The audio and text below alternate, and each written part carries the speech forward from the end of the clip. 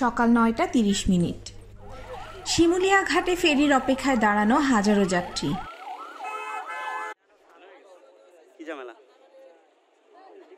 দিনের বেলা ফেরি চলাচলের নিষেধাজ্ঞায় বিপাকে এসব যাত্রী।